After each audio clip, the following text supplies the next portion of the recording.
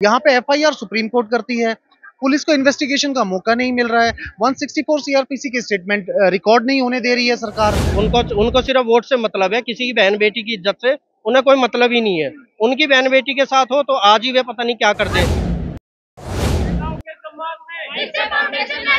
वकील एकता जिंदाबाद, वकील एकता जिंदाबाद।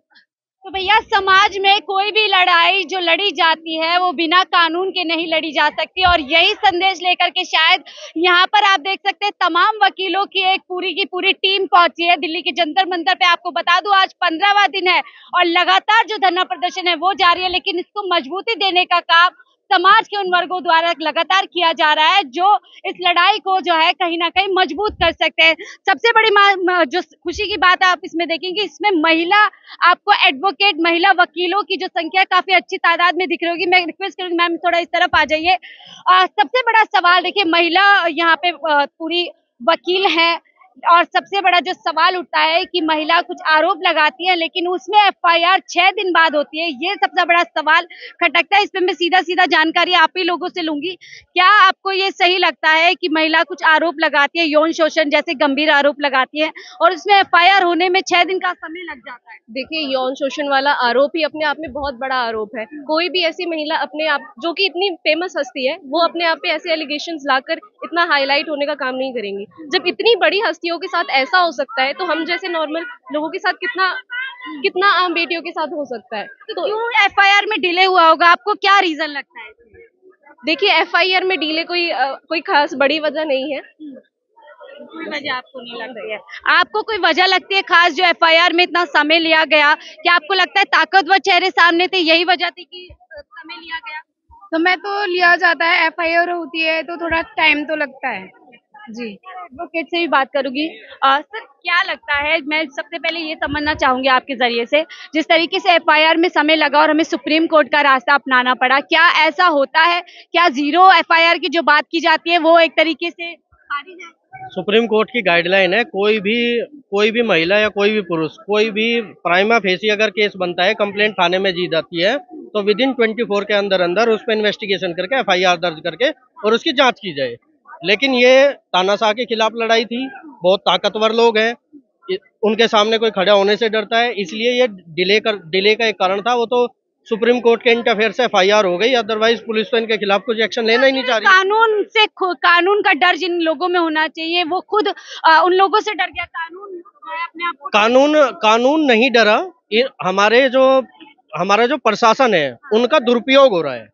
कानून अपनी काम कर रहा है। सुप्रीम कोर्ट के पास गए, उन्होंने डायरेक्शन दे दिया फायर रजिस्टर्ड के आगे। अगर 164 के बयान इनके 24 आवर्स के अंदर अंदर रजिस्टर्ड होने थे, 164 के बयान आज 10 दिन हो गए, वो आज तक भी रजिस्टर्ड नहीं हुए। 161 के बयान रजिस्टर्ड करके इन्होंने फॉर्मेलिटी कर ली। जो मजिस्ट्रेट के सामने बयान रजिस्टर्ड होने थे वो आज तक भी नहीं हुए, 10 दिन हो गए। तो ये क्या है ये? और पुलिस इन्वेस्टिगेशन में कोई इंटरफेयर कर नहीं सकता। वो इन्वेस्टिगेशन वो एक इंडिपेंडेंट एजेंसी है, वो खुद कर रही है, तो हम उनको फोर्स कर नहीं सकते। एक पॉक्सो एक्ट भी इसमें लगा है जिसके बारे में जानकारी दी जाती है कि तुरंत उसमें गिरफ्तारी होती है। क्या वाकई ऐसा है या उसमें भी कुछ? नहीं, बिल्कुल ऐसा है। अगर किसी नाबालिग के साथ कोई भी घटना या कृत्य होता है, ऐसा यौन शोषण का आरोप होता है, तो without any delay, without notice उसको अरेस्ट कर लिया जाता है। अगर वो एक तानाशाह है, तानाशाह सरकार है, एक सरकार उसको बचा रही है, अपना कर्नाटक में लगे हुए हैं, उनको सिर्फ वोट से मतलब है, किसी की बहन बेटी की इज्जत से उन्हें कोई मतलब ही नहीं है। उनकी बहन बेटी के साथ हो तो आज ही वे पता नहीं क्या कर दे। कह रहे उनको बहन बेटियों से मतलब नहीं है, लेकिन वो तो द केरला स्टोरी के जरिए जो तथाकथित हिंदू महिलाएं उनकी लड़ाई लड़ रहे हैं वहाँ पर। केरला स्टोरी के जरिए, केरला स्टोरी के वे थोड़ा ना लड़ रहे हैं। केरला स्टोरी के लिए उस आदमी का थैंक्स करना चाहिए जिस डायरेक्टर ने वो फिल्म बनाई। और ऐसे ही ये भी एक दिन स्टोरी बनेगी, इस पे भी फिल्म बनेगी। आप जैसे जैसे जांच बढ़ती जाएगी सबके चेहरे नकाब होते बेनकाब होते मोदी जी तो कह रहे हैं केरला स्टोरी देखिए किस तरीके से महिलाओं की बात तो कर रहे हैं ना वो। हम कह रहे हैं केरला स्टोरी आज से 10 साल 20 साल पहले हुई। हम कह रहे हैं आज की स्टोरी देख ले, वर्तमान में जी ले। क्यों पीछे का पास्ट तो जो हो गया उसको हम बचाने के लिए आज की लड़ाई आज लड़े हम, यानी कि ये आज की लड़ाई आने वाली सरकार लड़ेगी फिर 10 साल बाद। तो आज अगर जो बेहतर न्याय व्यवस्था को बना सकते हैं वो वही बना सकते हैं। लड़ाई को तो कह रहे हैं ना कि टुकड़े टुकड़े गैंग आगे, वही लोग आगे जो सक्रिय थे किसान आंदोलन में, और पूरी साजिश है देश की छवि खराब। इस आंदोलन के अंदर भाजपा के लोग नहीं आए, इसलिए उन्हें नाराजगी है।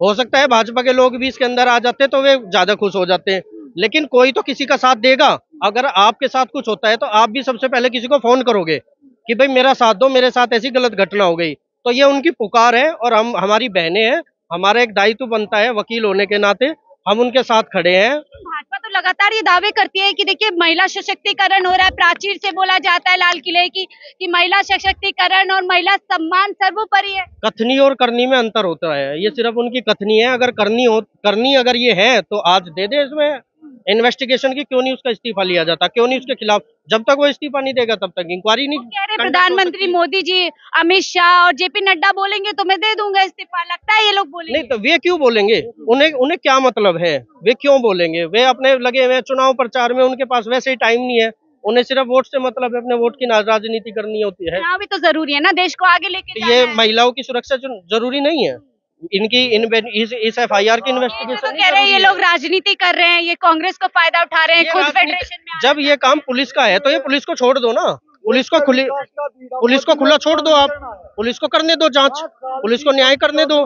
आप पुलिस के क्यों हाथ बांध रखे, कभी इनकी बिजली काट देते हैं, कभी जनरेटर, ये क्या मतलब है? अगर ये शांति प्रिय आंदोलन कर रहे हैं, ये आंदोलन तभी तक है, आज कह देवे आज हम 164 के बयान रजिस्टर्ड करके आज कह देवे कि हमने उसको अरेस्ट कर लिया, इधर ना खत्म।